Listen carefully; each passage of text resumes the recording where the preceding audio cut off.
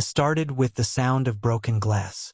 I just stepped into the house, a day earlier than anyone expected me home, when I saw the wine spreading across the floor, deep red, like blood bleeding out across the white marble. A stemmed glass lay in pieces near the hallway table. My bag dropped to the floor as I froze. There was no reason for Claire to be drinking alone on a Tuesday night. No reason for her to leave a mess like that, unless she wasn't alone. I'd cut my trip short because of a feeling I couldn't shake. The kind of quiet instinct that creeps in when everything feels just a little too perfect. That and the message. 6 words. She's not who you think she is. No number. No sender. Just truth I wasn't ready to admit until I stepped into our bedroom and smelled him. Cologne I didn't wear. Sweat that wasn't mine. The kind of scent that doesn't lie. I didn't confront her that night. She was asleep, tangled in our sheets, her ring hand resting near the edge of the bed like nothing was broken. I stood in the doorway and watched for a long time, until the rage began to settle into something sharper than anger. Calculation. I've spent most of my adult life building cases, dismantling lies in court, crushing people with nothing more than facts and timing. And now it was her turn. The next morning, I kissed her on the cheek like I always did. She smiled like nothing had changed. Maybe for her, nothing had. But I had already made the first move. By noon I had hired Marcus, a private investigator I'd used once during a corporate blackmail case. I trusted him to be fast, invisible, and thorough. Within 24 hours, he had eyes on her. By day 3, I had footage. Hotel entrances. Intimate conversations. Claire laughing in a way I hadn't seen in years. A version of herself I didn't recognize anymore. A stranger with someone else's hand on her back. His name was Eric. He was smug, sloppy, a mid-tier manager pretending to be charming. She thought I didn't know, that I was too buried in my work to notice, that I'd never see the late-night client dinners for what they really were. But I saw it all, and I remembered everything. I didn't scream. I didn't confront her. I didn't slam doors or demand explanations. I rehearsed. Each day, I played the role of the loving, slightly overworked husband. The man who didn't notice the perfume that wasn't hers, or the faint red mark on her shoulder that no seatbelt could explain. She'd kiss me on the cheek before leaving for the night in dresses I'd never seen before, whispering something about a late strategy session with the Asia team. Then I'd sit down at my computer, put on my noise-canceling headphones, and watch the video feed that Marcus sent me. Claire didn't even try to hide it anymore. Maybe she thought I was too buried in spreadsheets to care, or maybe she was just high on the adrenaline of betrayal. Either way, I had the footage, time-stamped, high-resolution, and damning. That's when I realized something chilling. She wasn't just lying to me. She pitted me. Every interaction, every fake smile, every casual love you, babe, felt like it dripped with quiet contempt. I could see it now, how she looked through me, how she saw me not as a man, but as an obstacle she'd already moved past. That's when I decided to become something else entirely. I started with the finances, not out of spite, but because leverage is everything. I opened 2 new accounts under an LLC I'd set up years ago for tax shielding. I moved money in small, traceable transfers, hidden beneath business write-offs and structured as reinvestment capital. It took 3 nights and 1 bottle of scotch to empty nearly 80% of our liquid assets. The rest was locked behind account IDs only I knew. Next, I secured the house. I told her I was upgrading the security system after hearing about a neighbor's break-in. She nodded distractedly, barely listening. I watched her walk away in heels I'd never bought her, and I thought, you're not even afraid of being caught anymore. I installed 3 hidden cameras. 1 in the living room, 1 in the bedroom, and 1 above the back door. Not for voyeurism, not for revenge porn, but because I'm a man who builds cases. A man who understands that, in the end, truth isn't just power, it's control. She was careless. She left traces. Lipstick on glasses. Receipts tucked into jacket pockets. The scent of another man in my home, my bed, my space. And I stayed quiet. I had to, because I wasn't preparing for a fight. I was preparing for a reveal. The final step was the lawyer. Her name was Meredith Voss. Sharp, predatory, The kind of attorney who smiled while bleeding you dry. I'd lost a case to her once, 5 years ago, and I'd never forgotten it. So I called her. She didn't ask why I chose her. She simply asked, "Do you want this clean, or do you want it brutal?" I said, "Both." We met 3 times in private. I handed her everything. The photos, the recordings, the receipts, the financial records showing Claire had charged hotel rooms to our joint account.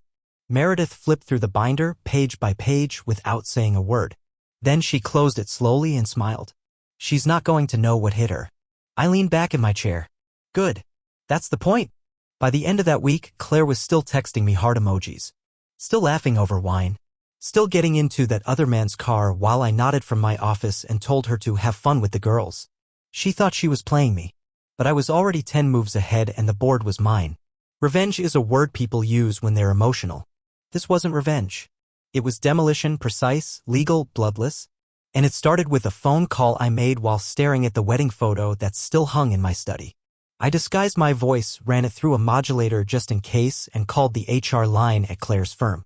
"I'd like to report a serious breach of ethics involving 2 of your employees, Claire Radcliffe and Eric Blanchard." The woman on the other end grew quiet. "Is this based on first-hand knowledge?" "No," I said. "It's based on evidence, which you'll be receiving shortly." Click. Then I forwarded a curated folder of documents prepared by Meredith's team. Not all of it. Just enough. Screenshots of text messages sent during work hours.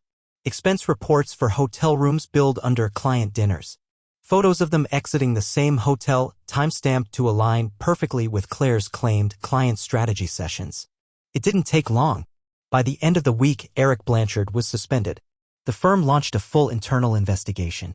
Gossip followed faster than policy. Claire didn't see it coming. She was still sipping Sauvignon Blanc, still thinking she had me wrapped around her finger, still treating me like some harmless background character in her new life. She came home that Friday pale and jumpy. "I think someone at work is targeting me," she said as she paced the kitchen. Eric got called into HR. Then I did. "There's a review.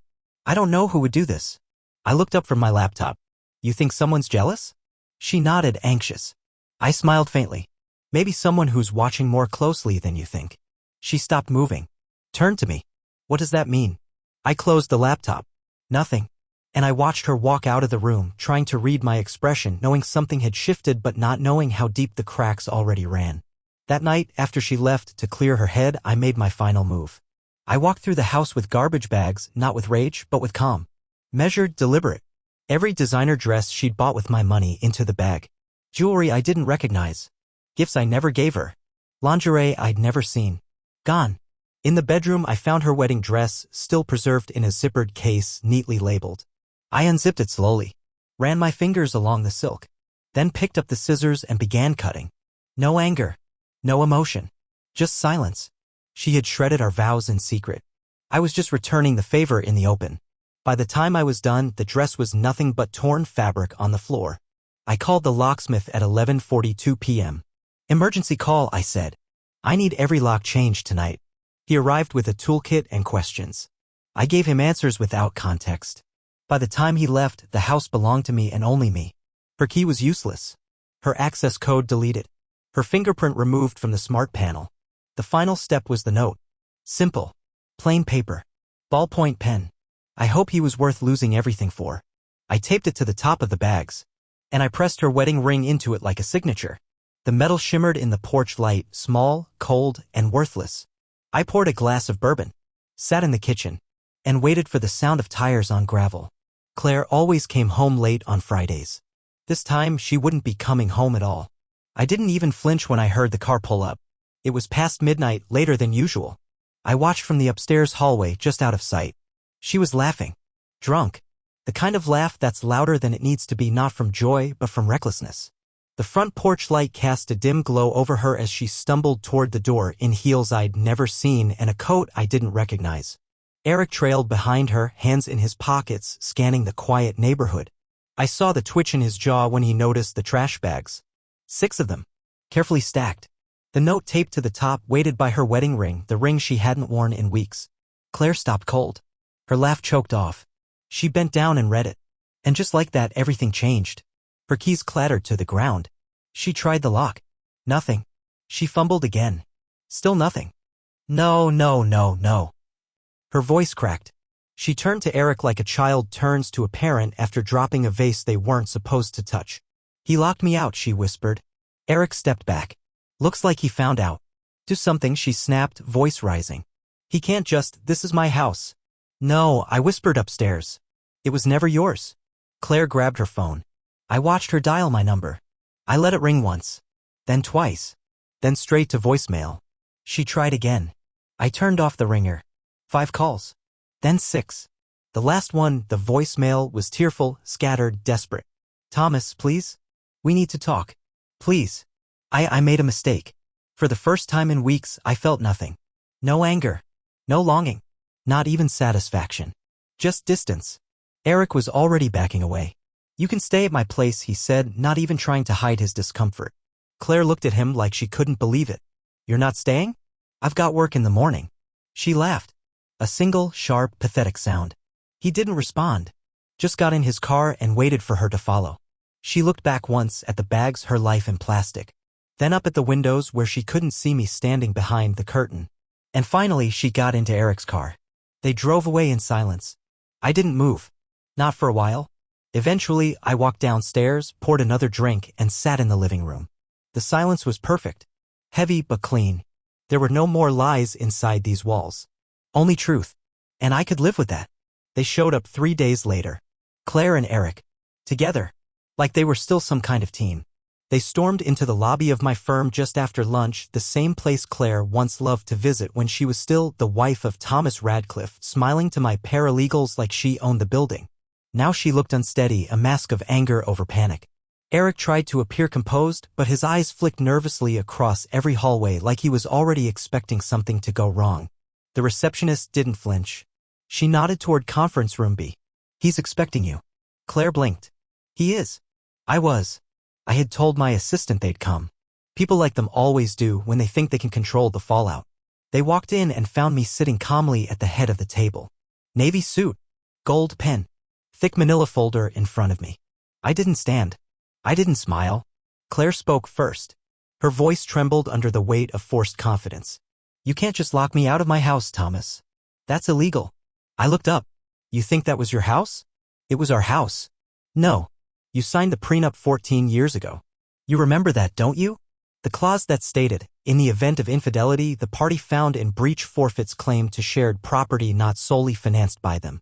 She said nothing. Eric cleared his throat. This is a gross overreaction.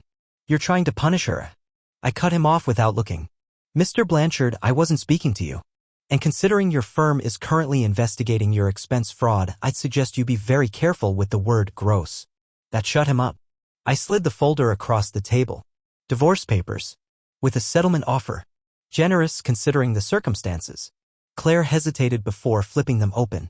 Then she saw the evidence. Photos. Messages. Bank transfers. Hotel receipts.